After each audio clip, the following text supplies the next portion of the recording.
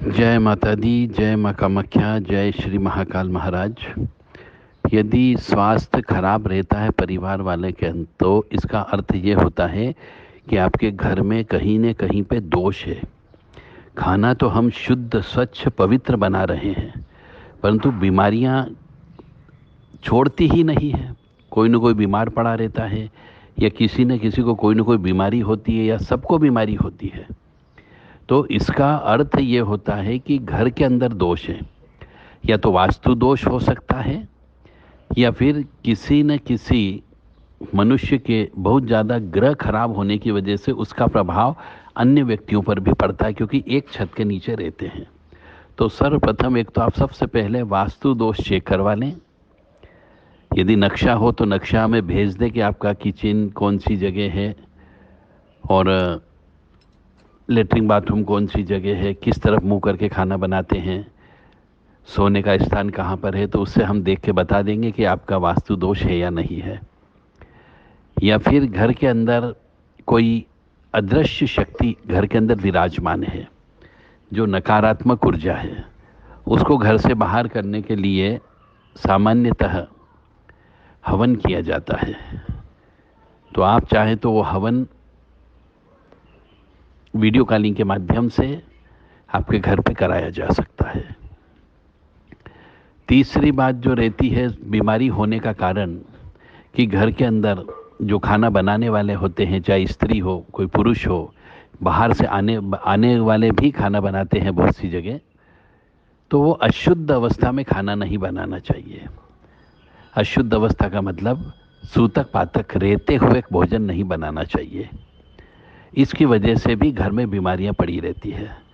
स्त्री मासिक धर्म से होती है, रजस्वला से होती है, अशुद्ध अवस्था में होती है, तो उस दौरान बिल्कुल भी खाना नहीं बनना चाहिए। घर में झाड़ू पोंछा भी उस स्त्री के द्वारा नहीं लगाया जाना चाहिए, अन्यथा उसकी वजह से भी बीमारियां आती है।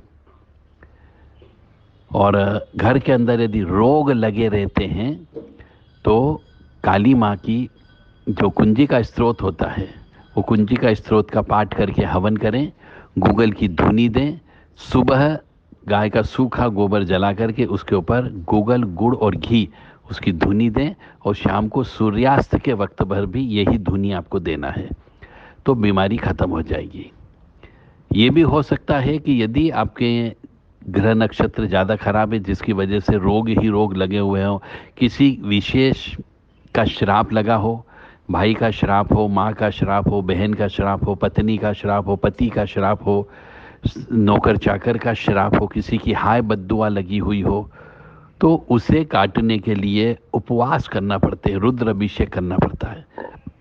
अब हमें नहीं मालूम कि आपके यहाँ किस वजह से ये बीमारी आ रही है, पर बीमारी का कारण मैंने आपको बता दिया कि इन वजह से बीमारियां आती है। आपके जो घर है उस घर के अंदर हो सकता है भगवान का जो स्थान हो, जहाँ पूजा पाठ करते हो, उसके पीछे लेटरिन बाथरूम भी होता है, तो व्यक्ति बीमार पड़ता है। यदि अग्निकोण में भी भगवान का स्थान है तो भी व्यक्ति बीमार पड़ता है। यदि यम स्थान में भगवान का स्थान है तो व्यक्ति बीमार रहता है।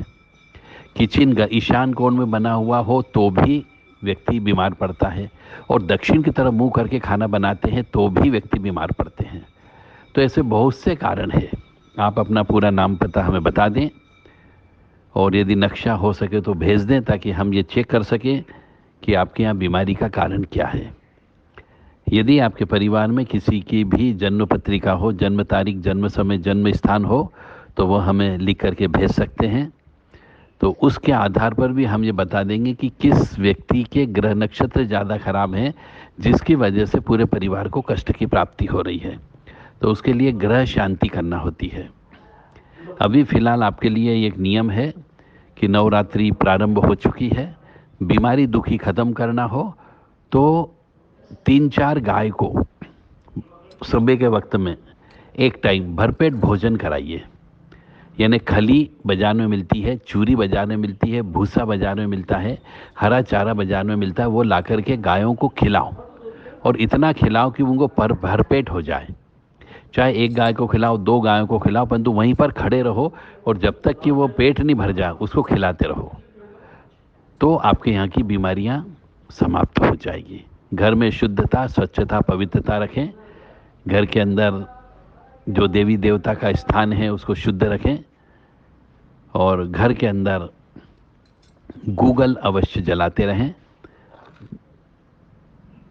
उसके अलावा घर के अंदर चारों कोनों पर कपूर अवश्य जलाएं, ताकि जीवन में सुख, समृद्धि, शांति आ सके।